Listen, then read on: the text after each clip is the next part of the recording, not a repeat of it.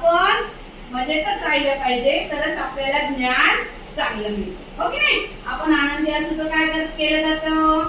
छान प्रकारे शिकवलेलं आपल्याला छान वाटतं शिकायला. ओके नाही? मग आता आपल्या घरामध्ये कोण कोण राहतं ते सांगायचं ना. सांग, तुझ्या घरात कोण कोण राहतं? आई बाबा. आई बाबा राहतात. तुझ्या घरात कोण राहतं भावेश? बाबा आई. बाबा आई. तुझ्या घरात कोण राहतं? आई बाबा. आई बाबा. तुझ्या घरात कोण राहतं? काका काकी. रेणू, तुझ्या घरी कोण राहतं? Mummy papa. तुझ्या घरात? मामा मामी. तुझ्या घरी बेटा?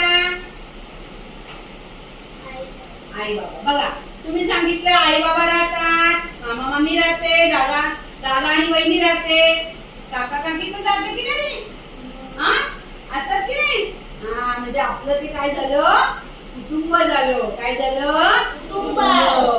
या कुटुंबासारखंच अजून एक आपल्याला आवडतं कुटुंब असतं, ज्या कुटुंबामध्ये आपण सुट्टीच्या वेळेस जात असतो. मग मोठी सुट्टी पडते, दिवाळीची असते, गणपतीची असते, होळीची असते. अशा सुट्ट्यांमध्ये तुम्ही कुठे जाता बरं? मामाची इथे जाता. मग मामाची तर मज्जा येते की नाही? मामाची अजून कोण असतं बरं? आई बाबा. अजून कोण असतं? मामा मामी. मामा मामी. मग मामी आवडते ना सगळ्यांना? मग मामाला आपण मामाच्या घरी गेलो की आपण मामाला सांगतो तू पण येतात का आमच्या घरी? मग मामा येतो तेव्हा काय आणतो बरं? भाऊ आणतो. काय खाऊ म्हणतो बाळा मामा? कॅडबरी. तुझा मामा? बिस्किट, फळे आणि मिठाई. बघा, मामा खूप सारा खाऊ घेऊन येतो आणि आपण तो खातो. हो की नाही? असाच खाऊ आता कोण घेऊन येणार आहे? आपल्या दारातून. या कवितेतून आपल्याला शिकायचं, माझ्या या दारातून कोण कोण येतं, कोण कोण येतं.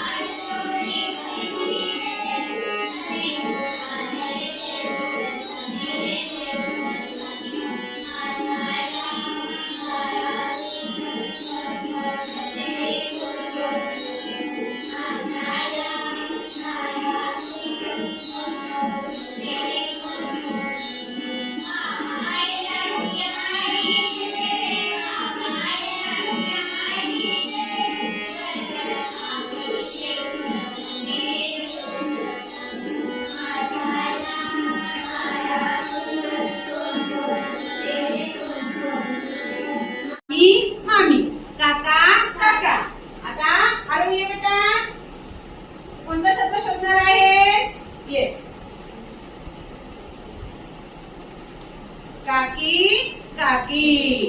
चल बेटा तू घ्या आता शब्द घ्या तुमचे तुम्ही तो जोड्या लावा. चल ये बेटा. हा कोणता घेतला रे तू? आई बाबा. पुढचा घ्या. चला नक्षी इथे इथे बा इथे इथे त्याच्या बाजूला बघा. आपण छान प्रकारे काय केलं आहे, जे शब्द शिकलो आहे त्यांच्या काय केल्या काय लावले याने मामा मामी. तू लाव बेटा. तू काय लावणार आहे? कोणता शब्द लावणार आहे तू? हा असं ठेवायचं तिथे बघ.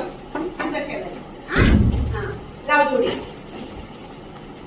काका काकी. चल रे बाळा तू लाव आता. तू काय लावणार आहे? बोला. जो जोड शब्द लावतात की नाही? दादा वहिनी. दादा वहिनी. बरोबर. तू काय लावणार? आई बाबा. व्यवस्थित